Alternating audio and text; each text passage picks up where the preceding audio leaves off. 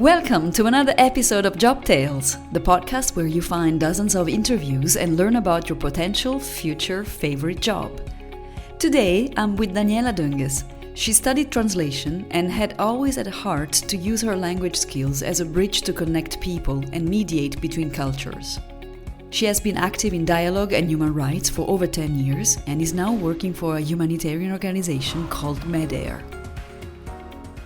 Daniela Dönges, thank you for being here with me at Job Tales. You are officially Christian Communities Marketing Officer at MEDAIR.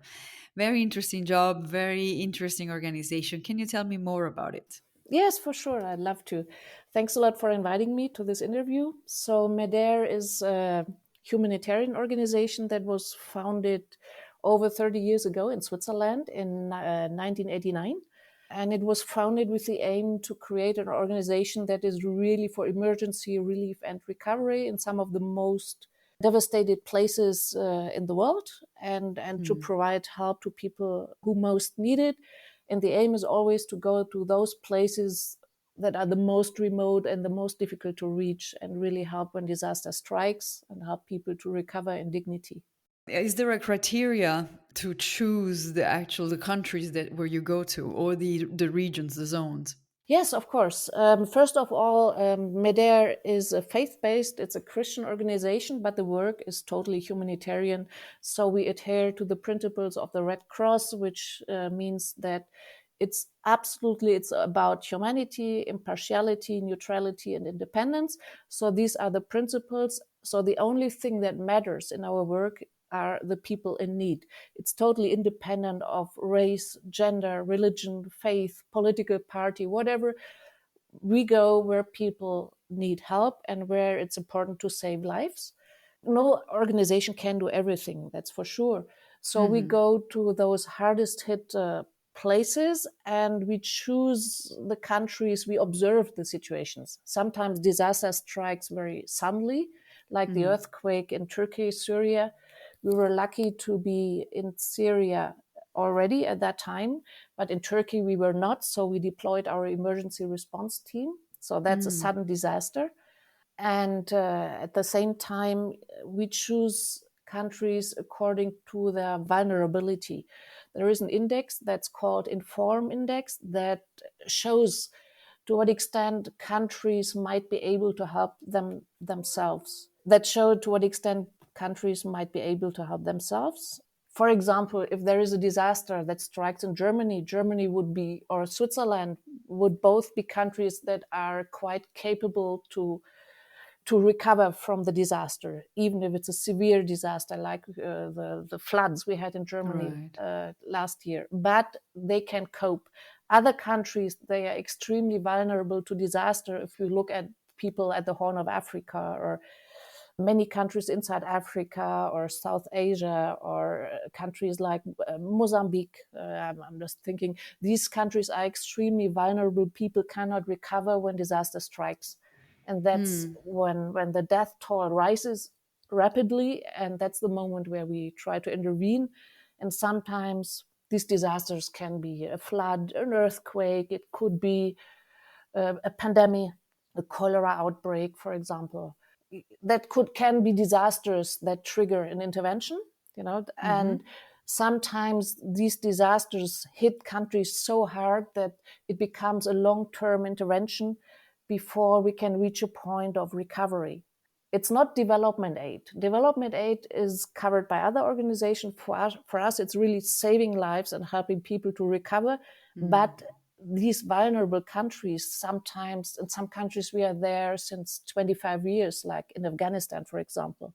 That's one of those countries that are so vulnerable that it has become a prolonged intervention. Or Congo, or Sudan, South Sudan, these are really serious, prolonged crises.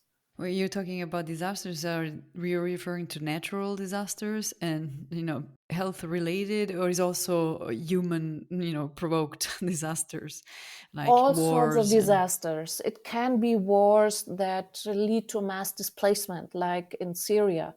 We have been helping the refugees in Lebanon, for example, or in Jordan. We are present in Ukraine. because that's a huge disaster. We've been helping refugees in Poland, so these are the disasters caused by humans, by conflict, but those people in need are the victims of the conflicts, and those people need help. Then another cause could be a natural disaster, like in Madagascar, for example. We have cyclones. Every year we have a number of cyclones. So in the north we have cyclones, or in the south a terrible drought at the moment. So that's a country that faces two kinds of natural disasters at the same time. So we respond in the south by delivering water and building water pipelines. In the north, we have developed, in the sense of disaster risk reduction, an early warning system to prevent deaths from cyclones, for example. So can mean many things. Okay. Earthquake, it can be an earthquake, or it can be, of course, in the areas of health. That's med-air. You hear that the word med is in it. So we Yes. are specialized, of course, also on the health sector, which means it could be nutrition when they're at the moment, the Horn of Africa is facing a terrible drought, and people are really dying from hunger and severely malnourished. So that's where we have health and nutrition interventions. Then there are countries where the highest risk for women to die is being pregnant. So that's a situation where we would support women with midwives, and so they can deliver in safe environments. So humanitarian aid can mean a lot of things, can happen in a lot of contexts, but it's always when disaster strikes, and it's always, to save lives, like an ambulance. Okay. Very broad spectrum. And so you are, as a Christian Communities marketing officer, what is your task? Well, I started with Med-Air in communication. I have studied translation in Geneva. And I always wanted to apply my languages for other people. So I never simply wanted to repeat what somebody else says, but I wanted use my languages actively for the benefit of others. So I was quite engaged in the sector of human rights. I've spent 2 years in Middle East. And now I started also with Med-Air in the field of communication, which means media work and communication mainly for German-speaking Switzerland. But I was still missing a bit the touch with the people. And as Christian Communities marketing officer, it means that I might be invited to go to hold presentation in churches and do what I just did with you, explain what is humanitarian aid, how can you be neutral in a very difficult environment. So really the aim is, of course, to talk about humanitarian aid, raise awareness, make people realize that we are not only in Europe, but there are many other situations around the world where people really need help and solidarity.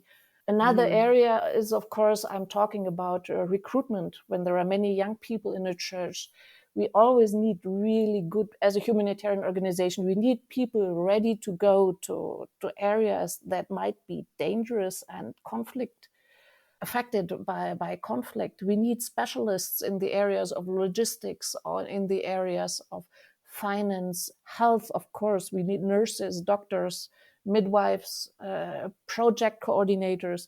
We need so many specialists in the field, and people. And I'm telling people how they can apply, and go 2 years, to the field and help on the ground. So you do local recruitment when you go on trips? In some way, in some way. Well, as a humanitarian organization, Med-Air has a number of international staff, and then we have national staff. And in the countries we work in, we always try to have, let's say, 10, max 15% international recruited staff, and the rest is nationally recruited staff.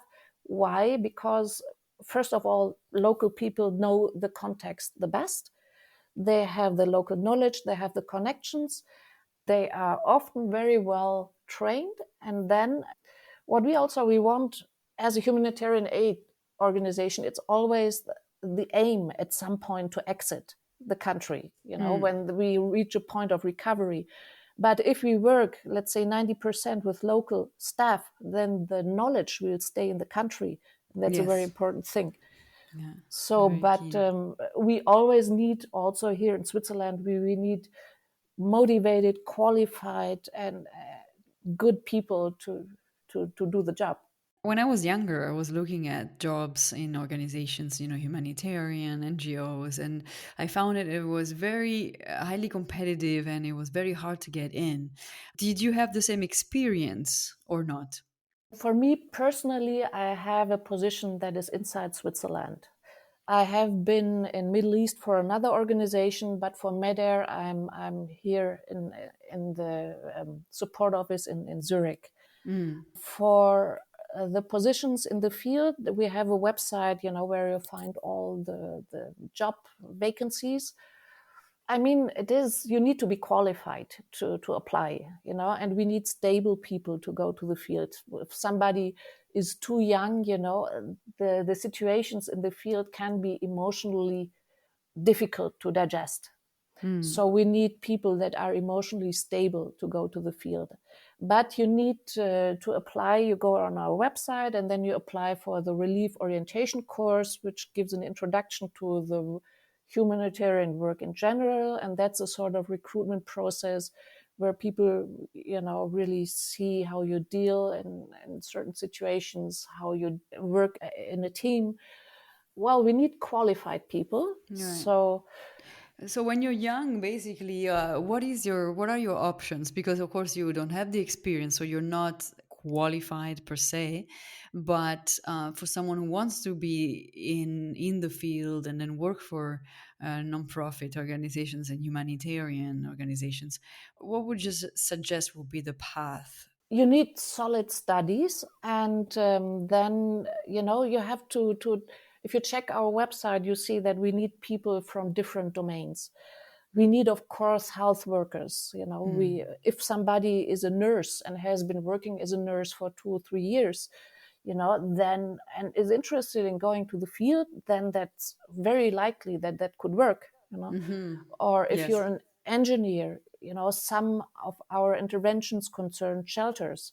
If you have studied engineering, then that could be highly interesting for a position, in a shelter project. Yeah. Or wash, if you're a water specialist, that's so important today. Water engineers, Mm. that could Yes. be super interesting. But also finance, all programs need to be financed somehow. So we need finance specialists as well, who Yeah.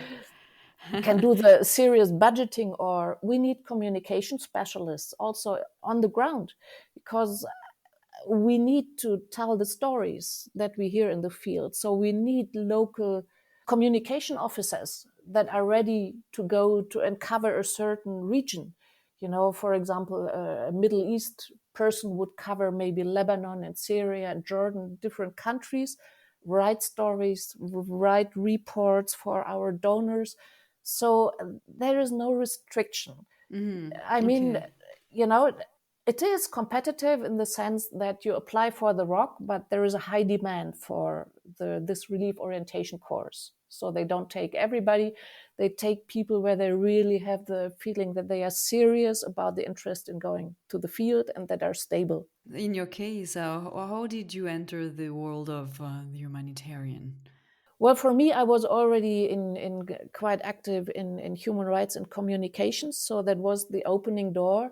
And MEDAIR was looking for a person to cover the communication for German-speaking Switzerland. So that was quite came natural. Nature. Were you like a No, volunteer when you said that no. you were active? Well, in human rights, it was part on a volunteer base, and then through this volunteer engagement, I found a job with a German organization that sent me to Middle East for 2 years. Mm, okay. Okay. So from that, then you did your studies in languages, you said? Yes, I did study translation. Translation, and that was at university. Yes. Okay. And then with your languages, then you started pretty much immediately to work in the in let's say in the humanitarian field. first in the human rights field and Human then rights, now okay. in the humanitarian field. Human rights and humanitarian are quite different. They have the Yep. same aim to aid people, for Yeah. sure. Humanitarian aid is neutral in what we do. We don't take sides. We are not political. Human rights can be political at some point. Okay, I see. Thank you. That's important also because for maybe for some young people who are not in the field but would love to enter, that's definitely important. And so when looking back, because now you've been I guess a couple of decades in the industry, I'm guessing, and you can tell me if I'm No, wrong, but I'm not. I'm not. okay, okay. No, I have a quite unusual CV. I studied translation next to my family. Yeah, I already had kids, and I Ah, was living, okay. as an expat in Geneva area, and I just wanted to do something with my time. Okay. So next to family, I went to university and did my bachelor in multilingual communication and then my master's in translation. But immediately I found my interest that languages are something that connects people and builds bridges. So I had a high interest in Middle East and dialogue. I studied some Arabic also, in course of my master. And so my aim was I don't simply want to repeat what somebody says, but studying translation makes you an expert in languages and in communication. So, and this you can very well, apply also for writing of reports, articles, holding statements, holding presentations. It helps in a lot of things. Yeah, yeah, for sure. And so, based on your experience, what do you say that the is required of a candidate to enter the humanitarian aid world? What are the skills that you would say are paramount? Well, let me think about that question. The thing is, it depends if you want to work in the headquarter or in the field, or on the ground in a project. That's certainly different. Okay. But if you want to a deployment for 2 years, let's say to South Sudan or something, the first thing is, well, be if you're younger than 25 years, then it depends, but you might be still be extremely sensitive, to certain environments. So we prefer to really to for people to be emotionally stable. Or if you've gone through, let's say, through a very bad divorce, then we would tell people, listen, it's maybe good if you wait a year or two until you really have digested your experience, and then you go to the field. But the most important skills, you must be a good team player, for sure. That's highly important, because if you're in a project, you never know the circumstances, but you must be able to work in a team. Yeah. You must be organized, and you must be serious and reliable. We work in highly sensitive contexts.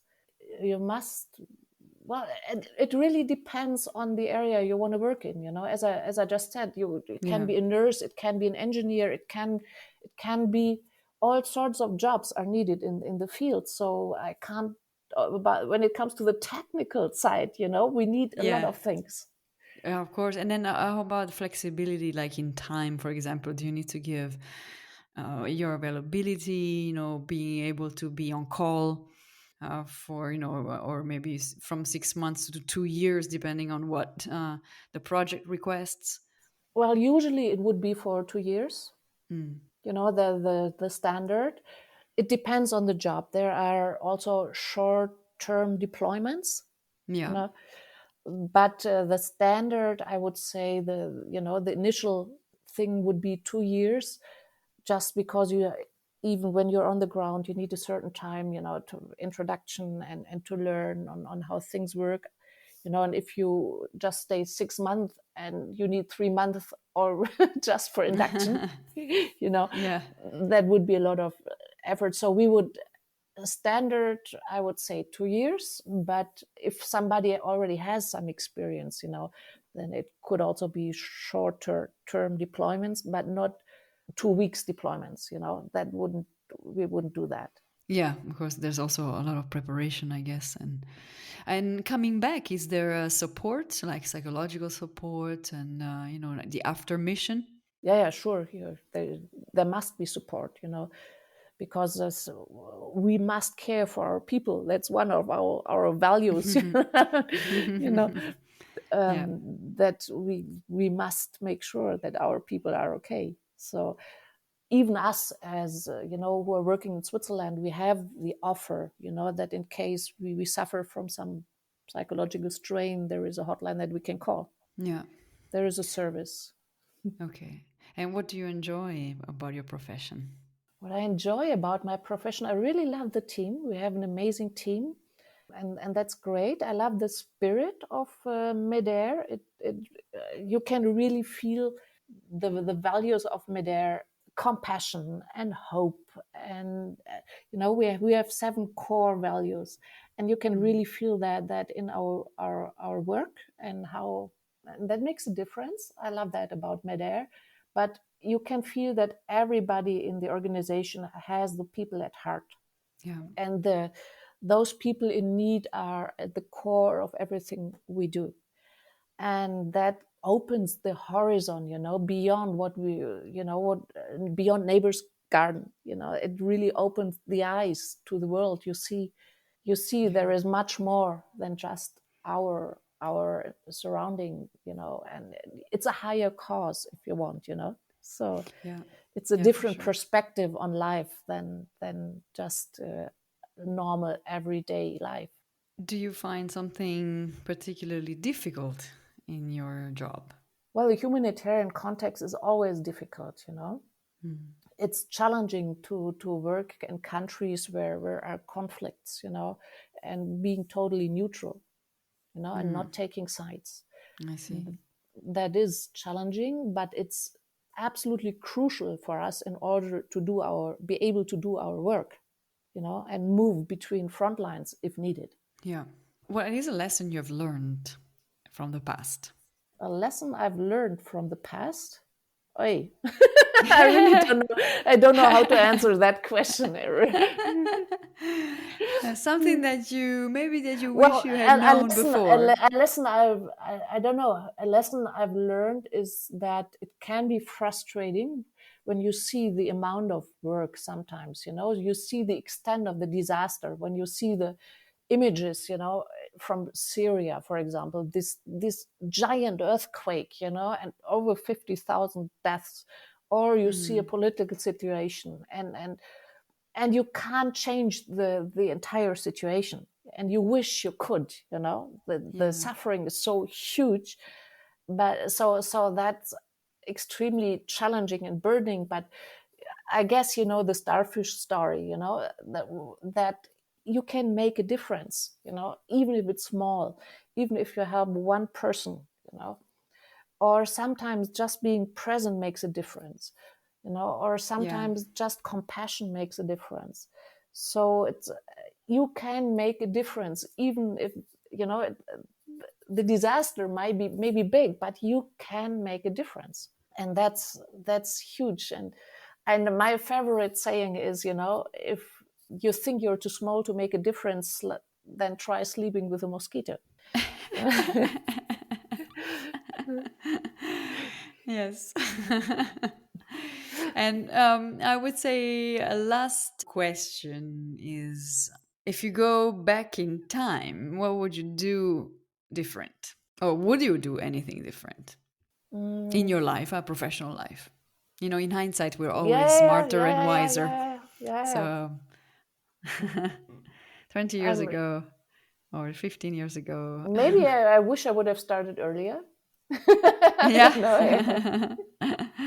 You were a mom. You were a full day mom, For a while, full time mom. Yeah, yeah.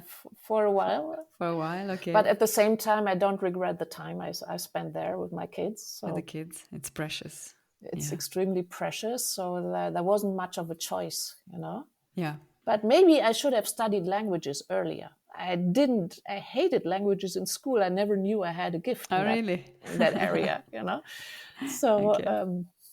So I never thought, I always hated French in school. And then suddenly I had to live in France, and I could only say, do you speak English? So that's definitely a regret that I didn't take languages seriously. Before. Okay. And then in the end, suddenly I found that I love it. And that it's easy, even coming easy to me, languages, and that was a surprise. And I've been teaching then for a while. I've been teaching then German in a French-speaking school. And I always told my students, look at me, never say never, even if maybe now you don't want to learn the language or the German, it can fall back on you. So beware. Yes. So for sure, not having had a focus on languages, I would say that's a regret. Yeah. Well, I thank you very much for your time, Daniela. It was very, very nice and interesting, and keep up the good work at MEDER. Thanks a lot, and hope that maybe many would like to come and join us. Yes, and I'll put the website so for people who want to read more about the organization, for sure. Super. Thank you. Ciao, ciao. Bye. Thanks a lot. Bye-bye. Do you want to learn about a specific job? Or you have someone you would like to recommend for my next episode? Then write me at jobtalespodcast@gmail.com. Stay tuned and keep well.